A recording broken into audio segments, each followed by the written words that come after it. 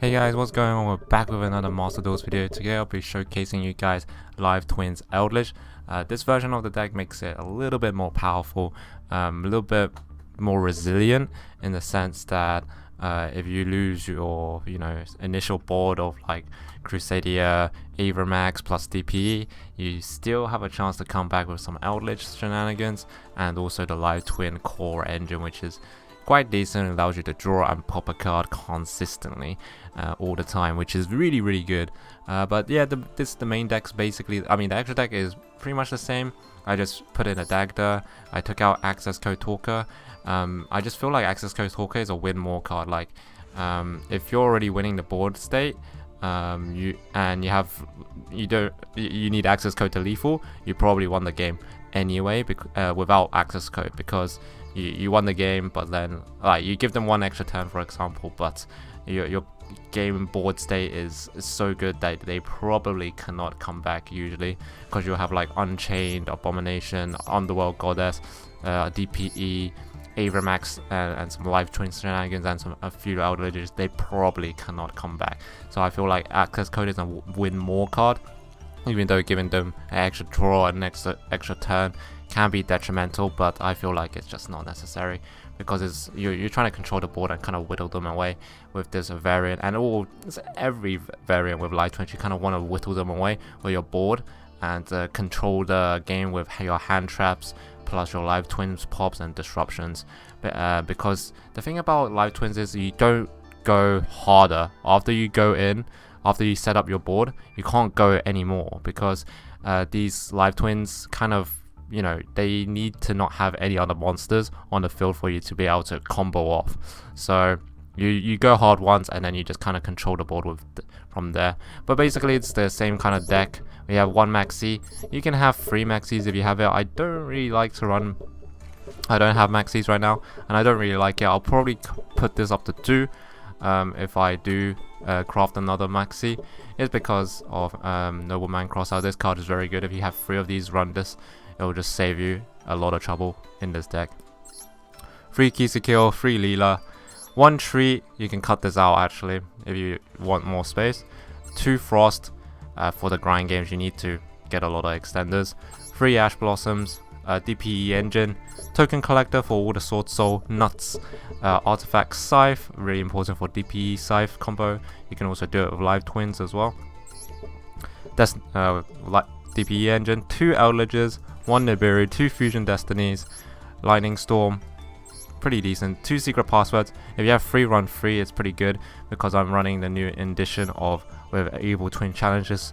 Also, builds upon the point where you want to have a resilient board. This allows you to special summon a keys to kill or Leela monster in the graveyard, and then special summon it onto the field on the enemy turn, and then you can link summon it or just activate its effect normally and go for another pop. So your board's a little bit more resilient with this card, and you kind of search it out with this card if you have a combo.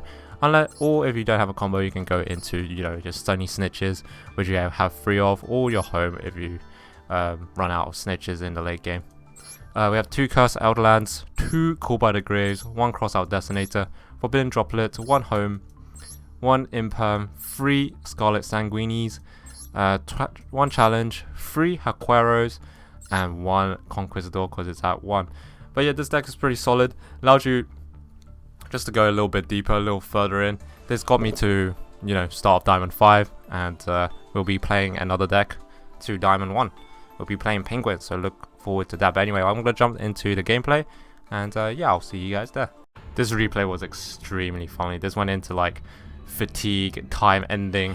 It is so funny. If I was running normal Live Twins, I would not be able to be in this situation, because I'll just be out of resources so quickly. But we'll show you how we play this. So we have a pretty decent hand. We're playing against a virtual world, so they're just gonna combo out forever and forever.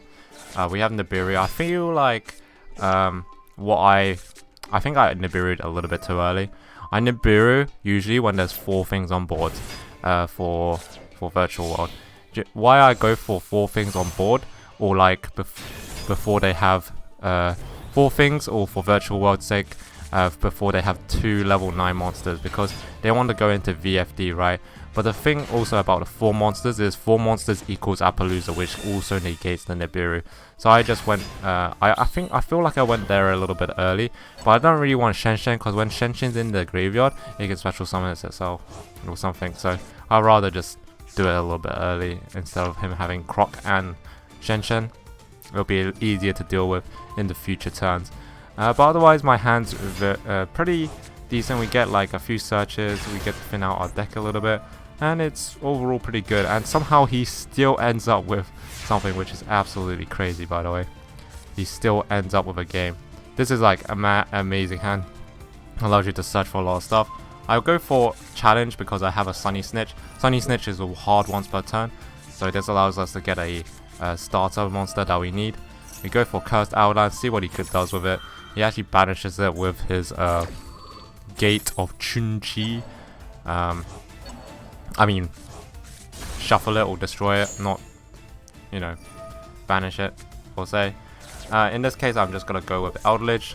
I'm going to send Eldlich to the graveyard, and I'm going to proc its effect, which will bait out the Crystal Wing Synchron. So when Eldlich is in the graveyard, I get to special summon it if I send a monster. So in this case, I just go extension with Twin Home. Allows me to go into live Twin Leela. If you're going second, you want to go into Leela first, so you can go for the pop. So this is what I mean, like the Evil Twins is a little bit awkward if you have something on board already. That's why you can't pop off even more. You just kind of have to control your board state from then on after you go ham. So here we're just going to go and attack and clear out the board as possible, and we go back into Key Secure. That is right, our ratio for the extra deck is we run more Key Secure, because you usually tend to go back to Key Secure more often than not.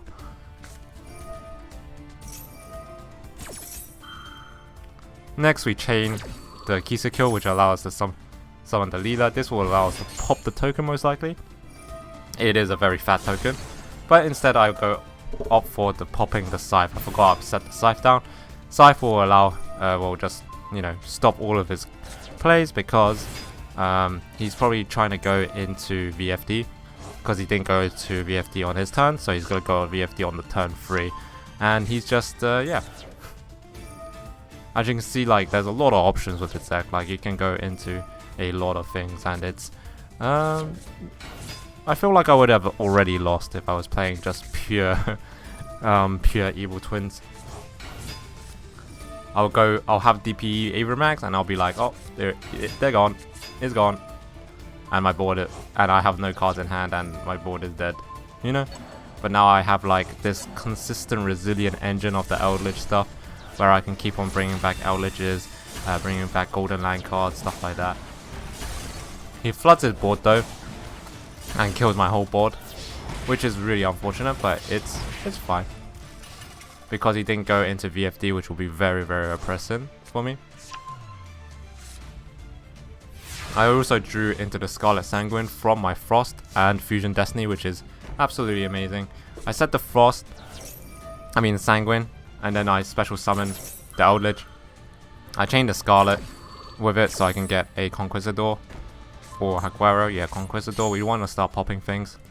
And here I'm just going to slowly control the board with Eldlich. Just, you know, running it in. Plus Fusion Destiny, which will get me a DPE. This, as you can see, like, this is turn 4 already, and I still haven't run out of things to do. There's always things to do with that if you're running Eldlich with Live Twins, and you also have that consistent 1-card combo starter, which is amazing. This, I start attacking stuff, and then I go into the DPE effects, so I clear 3 things on the board, just to control the board a little bit. I prioritizes the tuners against Virtual World once again, because I know they're a synchro based deck, so you want to kill the tuners. This will stop it from doing things. He wants to negate my guy, but I just opted to activate its effect. Chain the activation. Make sure you don't pop it too early, because these guys can pop. You need to be able to protect itself. And I go and pop the higher level thing. I don't know if that's the right play to do. I do not know Virtual World too often. I'm just playing off my instance of, like, for example, so I know it's a synchro based deck. I kill the tuners. I Nibiru when there's 4 monsters, and too many level 9s, 2 level 9s, you know. You just play off instinct. So he goes into Shen Shen. This will be starting to get tough. He goes into Cloud Castle. I feel like I went a little bit too early. I feel like I could have waited the Conquistador here. I could have waited for him to go into something else. Because even though Cloud Castle does banish itself, because I destroyed it like that, he gets to get his VFD, which is very, very annoying. I feel like he chose the wrong attribute though. He should have went for light. He went for water, and then he ran out of time because he was comboing too long. But I feel like we had a good board state in that situation. I felt like that was a very good game. Anyway guys, remember to like, comment and subscribe if you enjoyed this video and find this informative. And if you enjoyed Live Twins Eldlich, I'll be showing you guys more gameplay of it throughout the week if you guys want.